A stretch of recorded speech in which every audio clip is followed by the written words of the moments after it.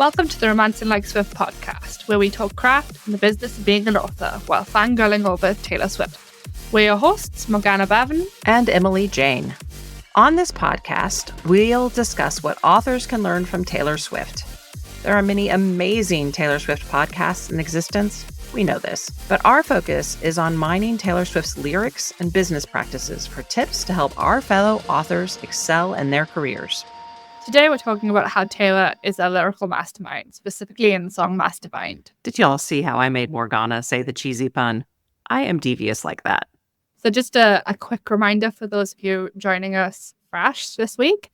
I'm Morgana Bevan. I'm a celebrity romance author from the UK, and I'm currently traveling all over Thailand and Southeast Asia. And I love all things marketing and business in the indie world.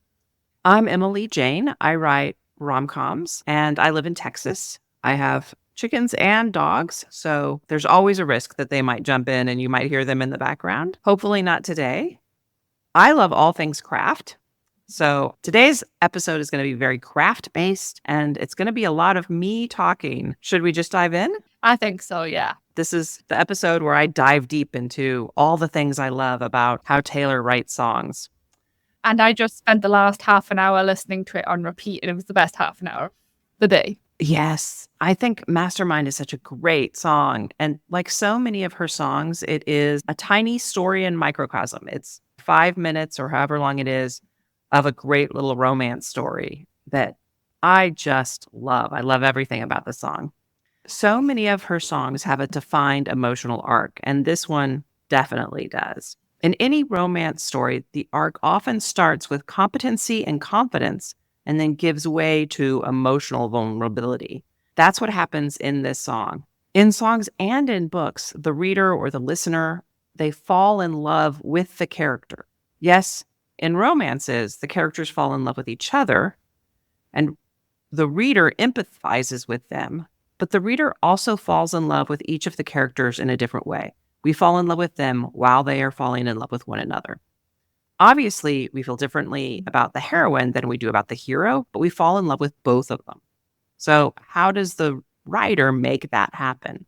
In books, just like in life, we are attracted to competency and confidence. Those are the things that lure us in. If we look at her lyrics, she makes this nod to fate and the stars, but then she takes credit for making everything else happen. She lays out this series of images that makes us believe in her innate competency. She lights the fuse. There's an equation, checkmate, groundwork, clockwork, dominoes falling. All of these images are competency porn. Is that a term you'd heard before, Morgana? No, never before. I'd never picked up on this, that we did this, but it's so obvious now. Yeah. Now that you've said it. Yes, this is a term I learned from my friend Skylar White. And as soon as she described it, I was like, oh, yes, that's clearly a thing. We love to see people with confidence doing things competently. It makes us trust the character innately. It makes us feel safe and like we're in good hands. And all of those images she pulls up are perfect competency porn. They're also kind of elegant. They speak to strategy and intelligence. And then she goes on to compare herself to the wisest women throughout history. And I don't know why the line makes me think throughout history, because that isn't in there, but that's just what it pulls up in my head. It automatically makes me think of Queen Elizabeth I, Queen Victoria, Eleanor of Aquitaine, all of these women that I associate with playing the chess game and winning on a global scale. It's masterminds of the world, so Marie Curie, Rosa Parks, Emmeline Pankhurst, people that have changed society or changed some foundational thing in our lives because they were calculated women. Exactly. And that nod to that women have to do it a little bit differently than men do it, right? Men fight with swords and women fight with wit. And we, as women, we believe that and we buy into that. And her acknowledging that she does that, it's this interesting little nod because part of the emotional arc we've seen for her throughout her career, she's gone from this sort of doe-eyed ingenue to, like in the Reputation era, to now to someone who doesn't mind acknowledging the fact that it takes cunning and wit to survive in this world and to be successful.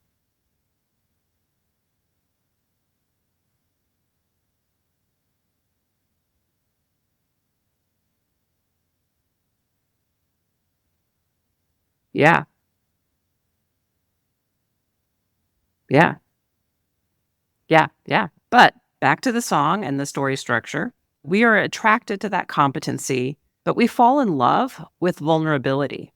And I suspect that I'm going to make this point over and over again in the podcast because this is one of the things that Taylor does with just so much grace, her emotional vulnerability, and it's what makes us love her. But it's one of the things. There's a lot of things to love about Taylor Swift. That's one of them. But we're chugging along in the song. God, I don't know about you, but I love how fucking cool she is orchestrating all of this. And she's just acting like such a badass. And then, bam, she hits us with this massive dose of vulnerability. No one wanted to play with her as a kid. That's heartbreaking. She feels like she has to trick people into loving her. How can that be possible? She's Taylor fucking Swift. She's arguably the coolest person alive right now. I wouldn't say arguably, definitely. Definitely. Thank you. You don't want to, I don't know, rule out Lenny Kravitz, but I guess it's the circles. In our circle, she's the coolest person alive. Yeah. yes. But at the same time, it's kind of believable, right? She's always been a bit of a dork. She lets us know that she is awkward sometimes. And we believe both of those things, right? We believe that she is a genius and that she is calculating and that she's awkward and insecure. Both of those things are true. And we buy into them because she has shown us both of those sides of herself throughout. Even just in the Eras tour itself, you see some of the reels and pictures coming out of the Eras tour, just the US leg. Yeah. Comparing the start of the tour when it was essentially a heartbreak period to the end of the tour, and it's complete contrast. She is, as you say, an absolute dork on stage, and she is having the best time of her life. And we all love her for it. Yeah, we do. We love seeing people rally, right? Her taking us on this emotional journey of her starting the biggest tour of her career, something that's so hugely successful. And now that we know what was going on behind the scenes, we see the sort of emotional fragility of it, right? She was trying so hard to power through. And then, to see her rally and be so joyful now, it's amazing. It's fun. It is so fun. Yes. And it's that emotional vulnerability where she feels the most like us. She feels like even though she is super talented and powerful and has so much going for her, we all have a moment in our past where we felt like the other kids didn't want to play with us. No one invited us to sit at their table at lunch. Whatever it was, we have that moment and we fall in love with her sharing that moment with us. And if we kick that back to last week's episode where we talked about emotional connection in readers, as we said, there are so many readers that learn how to cope with situations through Taylor Swift songs. And they do the same thing through the romance books. Exactly. So, as a writer, if you're writing a romance, just keep that arc in mind, that we are attracted to competency and we fall in love with vulnerability. That's one of those things that I think I was a little slow to learn as a writer because I had read things about like, oh, you got to make your characters appealing. And as a writer, that's one of those, when you're new, that's a tip you hear over and over again. Make your characters appealing. Or likable. And sometimes going back and rereading some of my earlier works, because I've been trying to update my catalog, I actually got that arc flipped. I would show the vulnerability before I showed the competency, and that actually makes for a character that comes off as whiny rather than appealing. And it's so interesting because you can have the same exact elements, but if you flip the order that the reader gets them, it doesn't come off the same. Just a little nugget I have learned in my deep dive on my past work. Yeah. The basic example that everyone comes out with for making your characters likable comes from Save the Cat. The concept that the hero has to save the cat to be likable. I think vulnerability is so much better than doing a likable action. It rips you open, and if we can show a character being vulnerable with the hero, even better. Yes, because the people who we can be innately vulnerable with are ones who are trustworthy. So when we see the characters being vulnerable with one another, we know they are trustworthy. Yeah. Does that make sense? It does, yeah. Okay, so once again, back to the song. And I know I'm breaking down the song in like minute detail and everybody knows it, but I'm still doing it because I had the most fun breaking it down myself. So after that huge vulnerability, we get that like surprise twist at the end. And the way she lays this story out, yes, she's showing us all of this confidence and then this vulnerability, but she clearly lays out the expectation that others will hear this story and view her as the bad guy. We have terms like mastermind, scheming, criminal, cryptic, Machiavellian. All of those words have negative connotation. It's obvious that she's both proud and ashamed of herself. She fully expects that when she comes clean, he's going to walk away.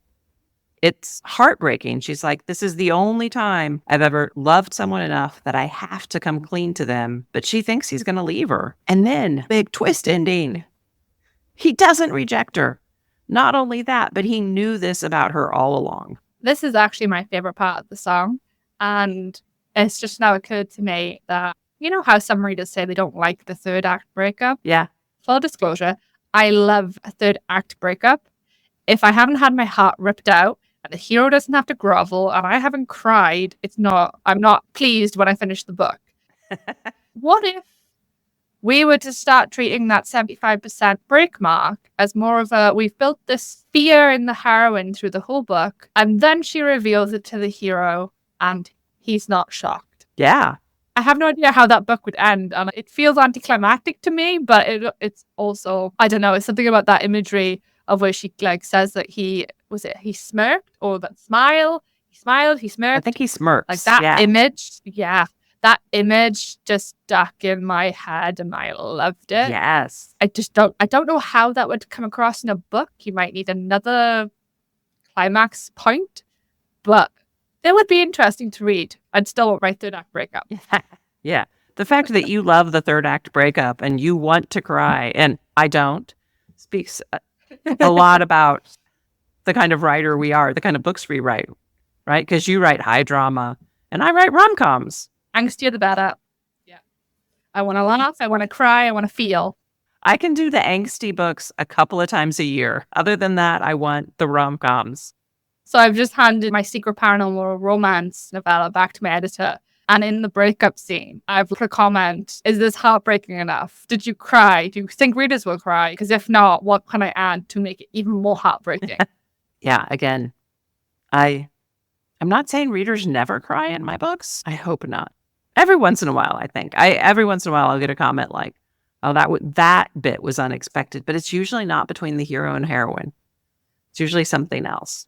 Bringing us back to the song again, because we can talk books clearly as much as we can talk Taylor. Absolutely. This isn't just a twist ending. It's the perfect romantic fantasy for every difficult woman.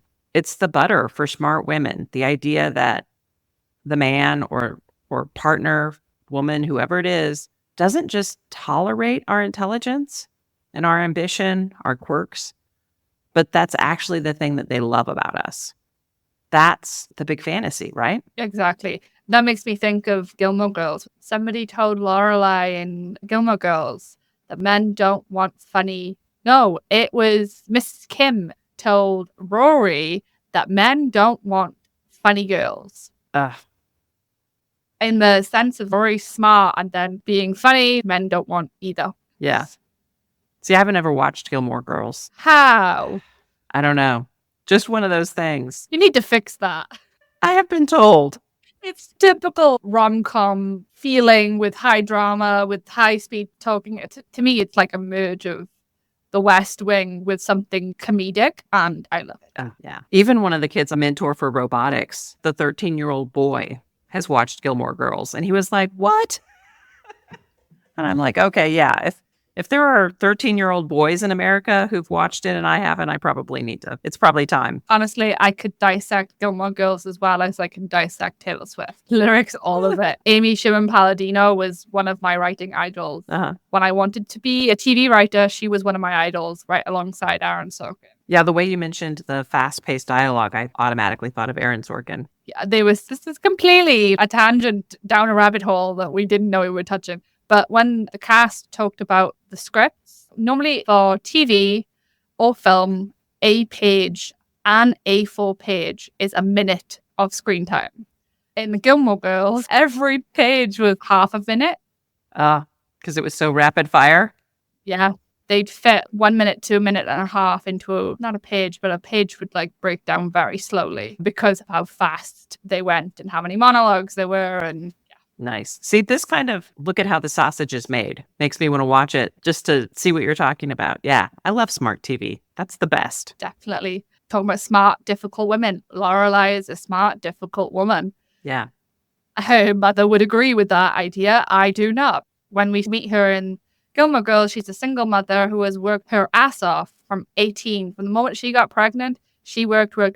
She came from money. She left for the sake of herself and her child. Yeah. So women doing hard things to better themselves and being funny and smart about it as they do it. Yeah. And that's one of those arcs that we all like to see, right? Like women working hard to better themselves and then being rewarded. Yeah. Yeah. On the topic of the smart, difficult women, the other TV moment it reminds me of is the moment in Friends where Monica says that she's high maintenance. And he says, yes, but I like maintaining you. Oh, That's one of those romances that, I mean, we love because. men that get you. Yeah. Yeah. Yeah. I guess that, as you say, that's a butter moment. Yes. Finding those men, they're unicorns. Exactly. They're unicorns, but they exist in every single romance book because we all want one. Yes. Yeah.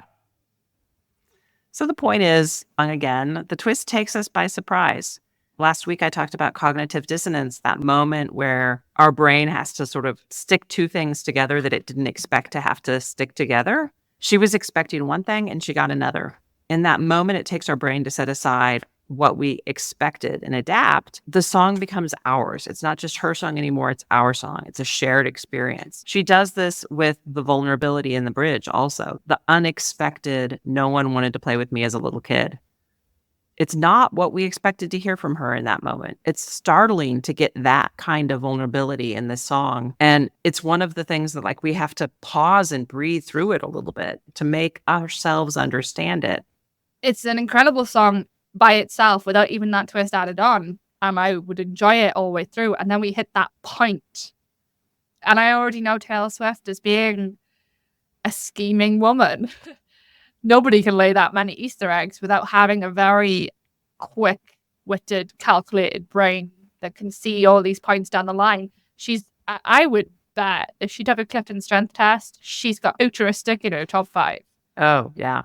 But that point just made me love this song. It made it stick. It made it a repeat song for me because every time you get fed that line, every time he smirks, yes, a piece of you feels like you've achieved that. Yes. Yeah. It's like you get a little shot of dopamine.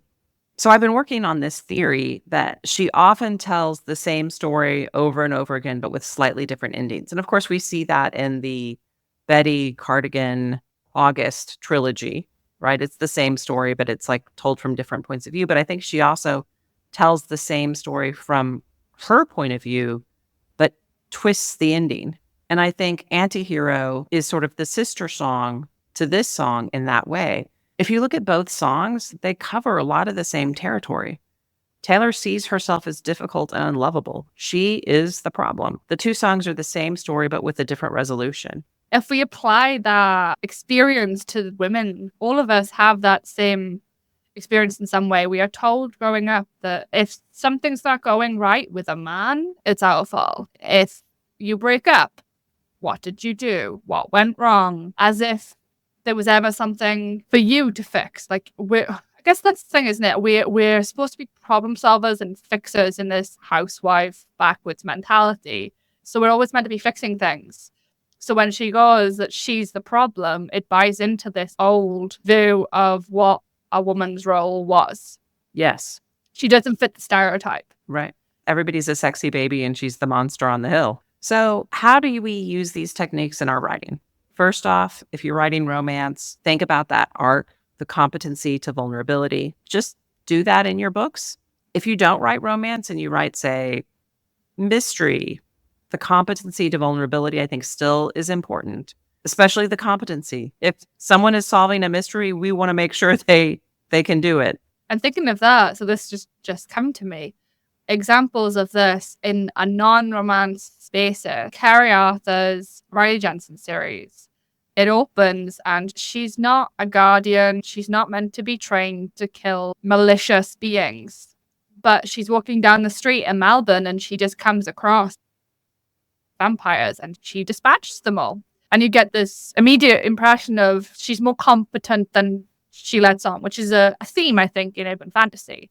But then the further in you get, you discover that she's a hybrid and it impacts her ability to have children, which is something she really wants. So there's that vulnerability. And then more and more unravels and her brother goes missing and you have multiple points to sympathize with her. And it makes you read all of the books in that series, wanting her in the romance side to get her happily ever after, in the fantasy side, wanting her to win.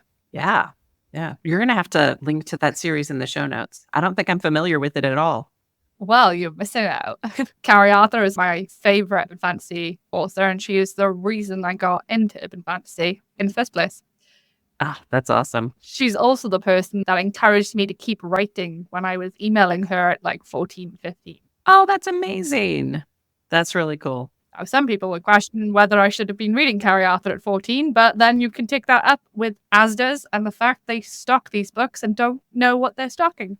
Hey, I started reading romance novels when I was 11. We'll have to do a whole nother episode on that at some point. When is the right age to start reading? I think kids are really good at self-editing and self-pacing books as they're reading. And if you get to something you're not comfortable with, you read faster. But that's a whole other episode. Back to the actual point. Taking from my own books examples through this, we're looking at a woman being competent and showing the vulnerability. I do this a lot with my men. And I don't know if that's a testament to a thing that I have fantasy about, that then I fulfill that, but all of my men fall first. Yes. And not just that, I have men that are scheming from page 1 to get the girl.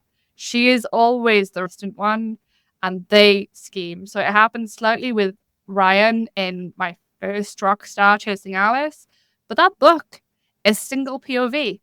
So you don't know how long or how much he's been scheming.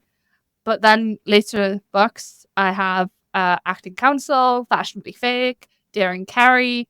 These men are on the page from their first chapter going, I want her. What do I have to do to get her? And they are orchestrating situations to get the girl. It's a very appealing butter, right? It's also biologically accurate. In most relationships, the man falls first. That's just the way it is. Yeah, and then I always show my women as being strong. And maybe that comes from this belief that if you're not strong, then, I don't know, I've grown up valuing my independence and being able to solve all my own problems and being able to think for myself. So showing weakness has been a very hard thing for me. So all my women start strong, and then the more comfortable they get with the man, they share their weaknesses, they share their vulnerabilities. Sometimes they regret it, but they always do it. Yeah, I think most romance novels have strong female characters because it would be really hard to write a book that is appealing to women in which the female character isn't strong. But back to the twist ending and how you can use that. It doesn't have to be the big twist at the end of the book. It can happen at the end of a scene. It can happen at the end of a sentence, even at the end of a word. Anything that just doesn't end the way we expect it to causes us to pause, internalize the story in a slightly different way. An example of this at the end of one of my books, The Farm, it's a vampire YA that I wrote as Emily McKay. And the character who seems most vulnerable throughout the book, Mel is her name. She's the one everyone is trying to keep safe and protect. And in the end, she is the one who takes action to save everyone else. In other books, too, so the idea that the woman is they have to protect and she's the one that fixes it all. All the Pretty Monsters by Christy Canning does this so well. I mean, you read the reviews, some readers absolutely hated it. The rest of us adored it. And I've reread this series so many times. So the character, Violet, is portrayed from book 1 as she's strong, but she's generally viewed as being weak and vulnerable. She's the human among all the monsters. Right.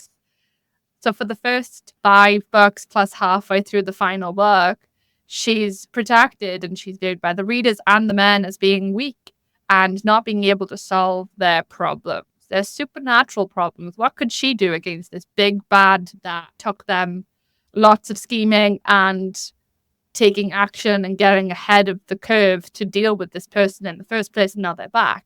And the second half of book 6 takes everybody off guard. The readers, the men, everybody. She fixes the whole thing. But the interesting bit here is I think it's easy to do this when you're in single POV. When you do dual POV, we all ask the question, well, how do you do it? How do you keep this information from somebody? Well, Christy Cannon did it in a way that she even had Violet guarding her thoughts. So it didn't even leak. She was doing all of these things and she uses this thing, she keeps going, put a pin in that, put a pin in that. She does it through the whole series. And by the end of it, Violet had so many pins in thoughts that she didn't want to deal with. But it turned out she wasn't dealing with those thoughts because she was doing stuff off the page that changed everything. And she allowed the men to be completely distracted, and Violet encouraged them to fall deeper into this misconceived belief that she was weak. That sounds super rewarding for the reader. For some readers absolutely hated it. Oh, I loved it. So back to the twist ending. Sometimes it can be at the end of a book or at the end of a series, but it also works at the end of a scene. So the example I was going to give is from my book, HeartSmart, which is a Beauty and the Beast retelling. It's sort of a My Fair Gentleman. The hero, Max, is scarred physically and emotionally. The heroine, Holly, finally talks him into letting her cut his hair and shave his beard or trim his beard. And he's resisted because he knows he has this like prominent scar on his cheek from this car accident he was in. And I'm going to read just the ending of the scene, so bear with me. Now that this transformation is nearly complete, I'm getting a better picture of what Max really looks like. His unruly curls are shorter and back off his face, which somehow makes his eyes look even brighter, more blue than gray. I can finally see his lips, which are ridiculously full. Max has been hiding the mouth of a sensualist beneath all that hair. As for the scar, yes, the scar slashes down his left cheek, thinner at his temple, nearly a half-inch wide where it enters his beard. I run my finger along the length of the scar down to where it meets his beard, where it doesn't quite disappear. Now that his beard is trimmed, the scar leaves a visible gap. It makes him look roguish, dangerous. He reaches his hand up and wraps my fingers in his hand, stopping my progress down his cheek. My gaze meets his, and I can barely breathe past the intensity of the question in his gaze. How bad is it? Is it horrible? I swallow and shake my head, unable to put my thoughts into words. Oh God, he groans. It's as bad as I thought, isn't it? I blink rapidly and pull my gaze from his jaw to meet his eyes. It's worse. I let out a nervous laugh. Much worse. You're handsome. So that's this like twist to that scene happens about mid-book. And the whole book, he clearly thinks he's this like monstrous, disgusting guy that no one would ever want to have anything to do with. And so this moment where he finds out he's handsome, I love it. Is it awful to say you love a scene in your own book? No, definitely not. Was your heroine, Holly, was she resistant until that point? And then it's like, oh no, here's another nail in the coffin of my resistance. Yeah, she sort of had this thing in her head the whole time of like, she knew she was attracted to him, but she also knew he was all just not for her and just not the guy she can ever be with. Gosh, it's hard to talk about your own books. For her, it was definitely like the handsome is definitely a nail in the coffin. But then right after this, she has a moment of vulnerability and he just jumps in to support her. And that's the real nail in the coffin for her. You can also do this at the end of a sentence or at the end of a word. And the end of the word thing is a little bit like, what? But let me talk you through it. There's a term called a portmanteau.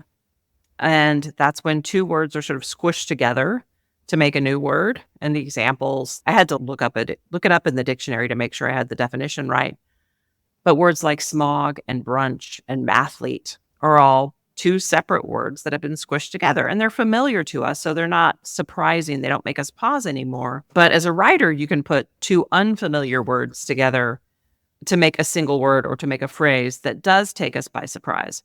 If you think about the first time you heard the term snowpocalypse, which I'm in Texas, so that was a couple of years ago when the snowpocalypse happened. And the first time I heard it, I was like, yes, that is the perfect description of the weather in the moment. And I guess another one would be alcohol. Yes. Yeah. Yeah. Definitely. Anything that is those two opposing ideas, you put them together in a word, but they instantly make sense. The first time you hear that, you're like, yes, I know exactly what that means. You can do that with titles. That's a very popular technique for titling a book. You can imagine a comedic mystery series or mystery novel called Netflix and Kill instead of Netflix and Chill. And Netflix and Kill, you instantly have a vision in your mind of what you expect that to be. You know, some guy who uses Netflix and Chill to lure his victims in. It's not very subtle, but Yeah, except small disclosure, don't use that because Netflix will sue you. oh, I'm sure they would. Yes, that would be opening yourself up to all kinds of lawsuits. But I still say it's a clever title. It is. It's a really clever title. So portmanteaus, which that is the plural. I had to look that up also. Really? Yeah. It looks like a French word. I was like, this would be an X on the end of that? Yeah, yeah. But in America, when they plural it, the X sounds like an S. True. So whether it's a word or a phrase, it's an opportunity to surprise the reader, to make them pause a little bit and think and be delighted by your work. The thing to know about any of these kinds of twists is that you want to definitely use them judiciously. The more you force your reader to pause and think about things, you give them the opportunity to be delighted by your work or be annoyed by it. So you have to make sure you're sprinkling it in right. It's like Tabasco. There's some amount that's the perfect amount to add to your gumbo, and there is some other amount that is way too much. So make sure you're being careful with it. My opinion is that reading genre fiction should be like just sliding into a warm pool of water. You want it to be easy and effortless. Any of these techniques that cause the reader to pause make reading a little bit more effortful. So you want to make sure you're using it at the right time so that your reader doesn't get annoyed by you or exhausted. Taylor can pack a lot into a song because it's so short. So all of her songs can be super dense. And they are meant to be this highly emotional experience. Books are, because they are longer and also more intimate, you just want to be careful. Yeah, we kind of want to suck readers in really hard so that they finish a book in a day, like I tend to. Yes. If the reader tells me they stayed up until 3 a.m. and they couldn't put the book down, I've won. And that's what I want to achieve. And if doing this too much will cause them to hit that pause point and it's 11 o'clock at night and it's time to stop reading, they'll stop reading. Yeah, yeah. And we don't want that. We want our readers exhausted the next morning. That is always the goal. They stayed up too late. But your point is right. You want that a moment or two of absolute delight where, like me reacting to him smirking in the song. Exactly. So once again, Taylor is a genius. She is. And I thought we had so much content there, and I think we actually did cover it all. It's a long episode, but once we cut out all of the dogs barking, not too bad. Very meaty episode that you might need to take notes for. Yeah. I do want to ask the listeners if you have a great example of a twist ending in a book or a series or a scene that you really love, share it with us because we're always looking for new books to read, right? And new series to fall in love with. So share it. Let us know. Yeah. And whether that's your own book or somebody else's book you've read. Yeah. So Morgana, what are you listening to this week? My new favorite song for this week is, I think, inspired by a conversation I had yesterday, but it's Girl at Home from the Red Album. It's about a guy hitting on somebody and them knowing that he has a girlfriend. And I was having conversations with a friend about people cheating and motivations that go into that. And I guess it just hit the right note at the right time. Plus, it's such an upbeat song that it makes any subject matter so palatable. Yes. It's a great example of how she can put together two things that don't seem like they fit. It's a very peppy, upbeat song, but the undercurrent could be heartbreaking, right? Yep. Wrong people find out, take the wrong action. Yeah. It could be completely devastating. And she even says, if she hadn't had guys treat her that way, she might fall for it. But she doesn't fall for it because she's been on the other end. Yep. What about you? What do you listen to? Well, this week, obviously, as I was making notes for this podcast, I listened to Mastermind on repeat over and over again. I listened to it for probably 2 hours straight, breaking it down, thinking about all of the things. And then when I made that anti-hero connection, I started listening to that one also. And then I went on this random deep dive of trying to find other songs that I think pair up. But we can talk about that in a later episode. All the songs, I think, that tell the same story, but with a different ending. But Mastermind definitely was the listen of the week. And with a little bit of anti-hero thrown in. Good choices. So that's us for this week. Thank you so much for tuning in. As always, hit us up for what you're listening to and loving right now. We'll see you later.